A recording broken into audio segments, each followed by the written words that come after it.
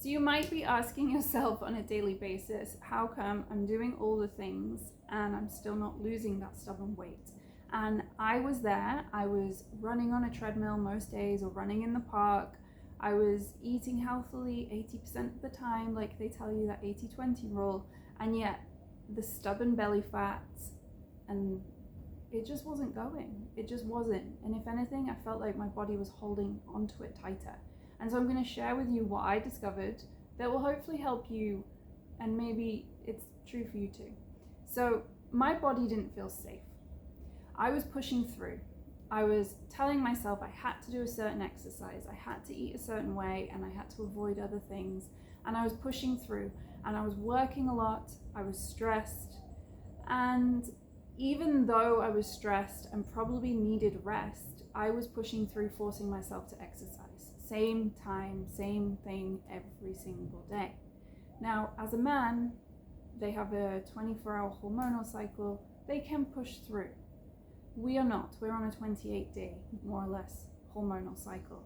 So there are times in the month where we have lots more energy, and there's times in the month where rest is more important. And I wasn't following this. I wasn't even aware of my cycle. And I love that because of certain apps like Flow app, we can actually be so much more in touch with our body now as women. So when I started to follow my cycle and recognize in my body how I was feeling, then I was able to exercise in a way that felt naturally good. And my body started to feel safe. And this is the main component of being able to lose stubborn weight. If your body doesn't feel safe, it will hold on to the fat, because fat is energy stored in your body. And if we are not safe, our body thinks that we need energy reserves. If we were living through a famine, or we had to trek for days to find the next source of food, fat would be amazing to have on our body. But of course, we live in a world, a modern world, where food is abundant to us. It's everywhere. We can order it straight to our home. We can have pretty much anything we want within an hour. And so we don't need the fat reserves. But they're still there because our body doesn't know the difference. And so even though the stress that you are feeling is not stress of going without food or living in a war zone, it's stress of just daily life. It is still stress, it is still present, and it's still having an effect on our bodies. And even the stress of pushing through, forcing yourself to work out in the same way all of the time, not listening to your body when it's saying, hey, I just really need to rest, but you're pushing through anyway. Having to push through with work, focusing so much on getting everything done. We live in this fast-paced world where everyone expects results and answers so quickly. And it isn't as inspiring to say, well, you actually just need to connect to your body. You need to connect to what your body needs each day. And that is how you're going to get rid of the stubborn fat that currently won't leave your body. It doesn't sound as exciting, does it, as lose fat in 5 days from this, you know, like we all want that quick fix. And unfortunately, for lasting results and for maintaining balance and harmony in the body, you can't do the quick fix, because the quick fix is also causing stress. I used to go on diets where I wanted to lose 10 pounds within a certain amount of time, and so I'd just drink so much water and limit my calories to an extreme amount. And it just created a binge eating disorder, actually. So it really didn't support me, and that's how I lived for the best part of 2 decades. And fortunately, my 30s have been a process of unlearning and reconditioning myself to connect to my body, to understand my body, and to be able to help others do the same. I have created a free resource that I will share my website so you can download it.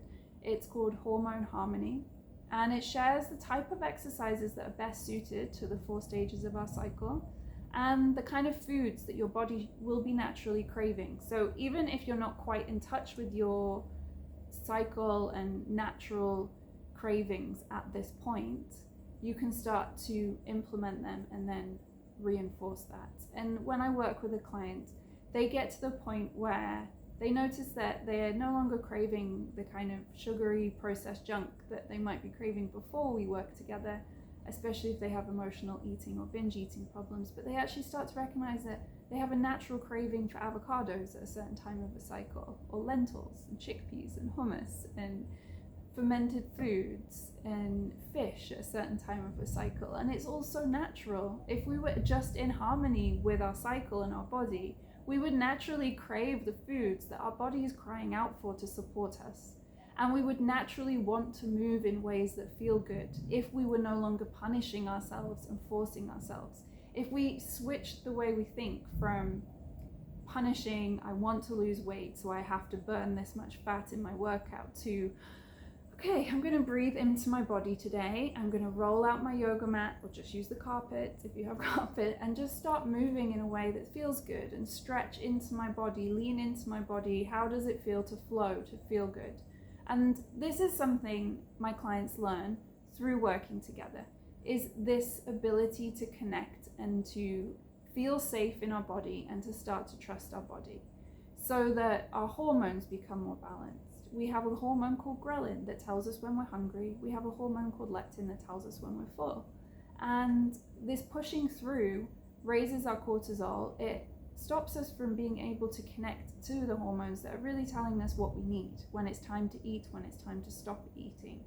If we've been eating too much sugary foods or high carbohydrate foods like white bread and fried foods, then our insulin levels are like to be high. And if they're high, then they block the leptin signal. The leptin signal is the signal to say it's time to stop eating. So you can see how people get into this trap of they're eating the processed foods or sugary foods that don't make them feel good, increase the insulin, and then they get the block. There's a block, that there's no hormone saying it's time to stop eating. So they just never feel satisfied and satiated, and they keep eating more and more of the foods. And then, yeah, you store more fat in your body, and your body's under more stress. So your cortisol levels are high. It's under more stress because it's carrying more weight. But because your body's under stress, then it feels like it needs to keep the weight because there's stress, and your body is just trying to survive. And it doesn't recognize that you would be in a better position if the fat wasn't there and you could move easily and feel more connected to yourself. So it's storing it all. So we really have to focus on safety, feeling safe in our body, getting in touch with the natural cycle of our hormones, getting in touch with what our body really needs. And it's not as simple as me telling you, eat these foods and exercise in this way. It also takes effort to connect to yourself, to get comfortable in your own company, to eat a meal just by yourself and connect to what you're eating and how much you enjoy the foods, to take yourself on a walk, to take yourself on a date, to start a practice of mindfulness so you can really understand what you're thinking and how your thinking is creating your emotional state and driving your actions. So you can start to see in real time how things are playing out and how you show up for yourself. And this is the process that I take my clients on with 90 days of working together. It's plenty of time for us to recondition the brain, to reconnect with yourself and to understand yourself, so that by the end of the 90 days, you have started to lose the weight.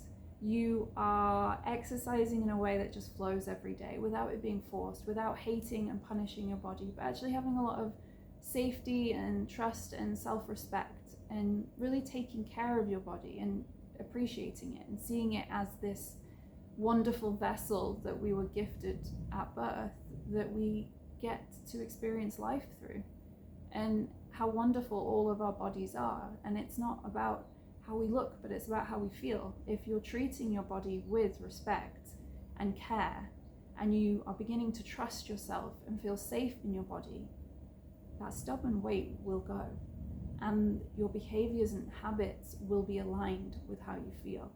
And so it's not as simple as following a diet. It's not as simple as me telling you exactly how to exercise, although I will give you that nutritional advice, and I'm a trained Pilates instructor, so I can also give you personalized workouts to target areas and to build that connection to yourself with Pilates and breath. But there'll be a whole other aspect that we'll go into with so much depth that will allow you at the end of the 90 days to feel very connected to yourself and to trust that you have the confidence in your body and you're safe to continue on this path, and you're not going to go back to the old ways of pushing through, punishing yourself, struggling to lose the weight and not understanding why.